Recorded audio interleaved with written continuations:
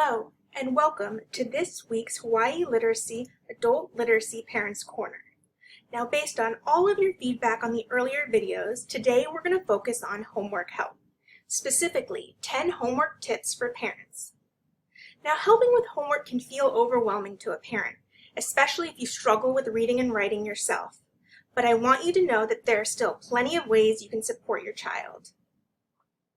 The first one is to create a homework schedule.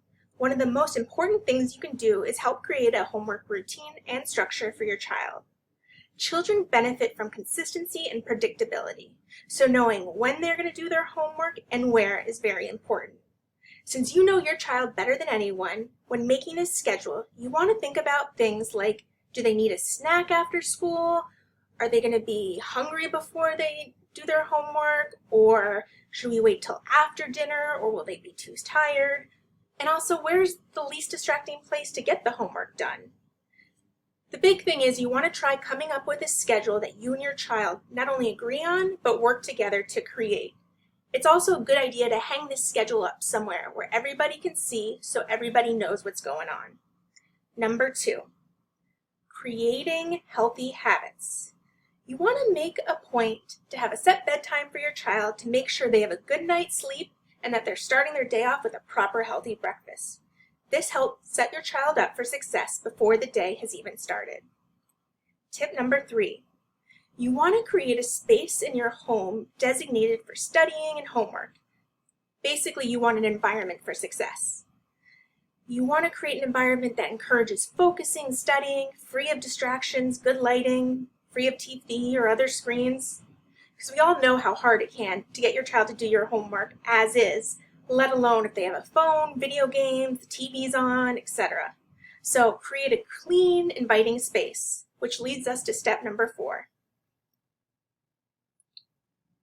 Supply station. School supplies should be at the homework area so your child doesn't have an excuse to leave the area and lose focus. Basically, you want to have everything that your child could need for their homework readily available to them. Most teachers give their students a school supply list so you can make sure at the beginning of the year that they have everything that they need and that it is in their designated homework space. Some typical items you might want to include in the homework area are paper, pens, tape, scissors, pencils, paper clips, index cards, highlighters, erasers, calculators, rulers, glue, and colored pencils.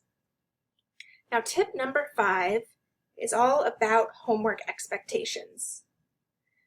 You want to find out from your child's teacher at the beginning of the school year or as soon as possible what kind of expectations they have for homework. Is homework assigned daily or weekly?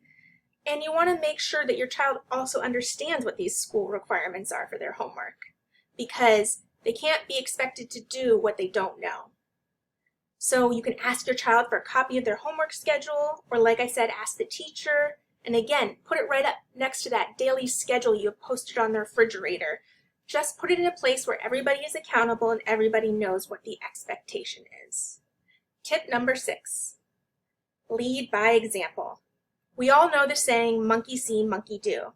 So you want to create a culture of reading and education at home, showing your child you value learning and education. When your child is reading for school, you can show support by also sitting down with them and reading a book, the paper, things like that. Tip number 7, you want to be a learning coach. So this might be good to hear, but you're not expected to do the homework. That's not your job. Parents should be learning coaches.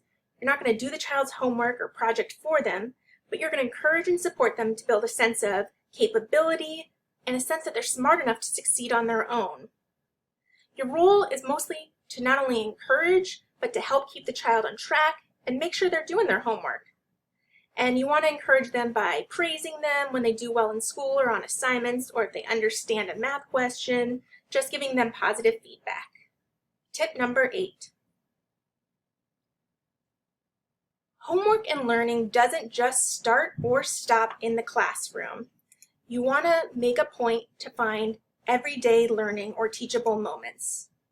So you want to find things like if you are baking a cake, Use it as a time to show how to measure. Think about math. What do the different recipe call for? Again, it's an exercise in reading. Or if you have to plant or garden or water the flowers in the backyard, use it as a time to talk to your child about why plants need water, maybe about photosynthesis or just how nature works, things like that. The more you can expose your child to different types of learning, the better. Tip number 9, ask questions. Ask your child about what they're learning and studying.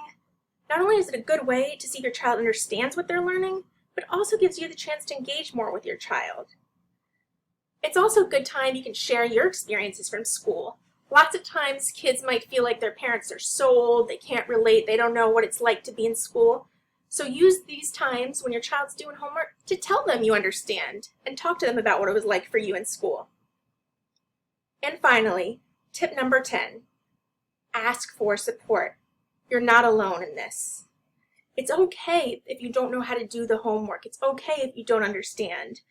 But if you still want to be able to help your child, feel free to ask for more guidance from the school, from your teacher, from maybe somebody in the neighborhood or community. If your child has an older sibling that can understand the material, they can also support the child. You can also make a study date with a fellow classmate of your child's and have them work on the homework. And lastly, again, you can ask the school if they happen to have any tutoring available or any after-school homework clubs, just other ways that you can support your child's learning and homework routine. As always, thank you for tuning into this week's video on homework help. I will see you all next week, and don't forget to like and subscribe. Follow us on all our social media at Hawaii Literacy, and let us know in the comments what you would like to see next week. Thank you.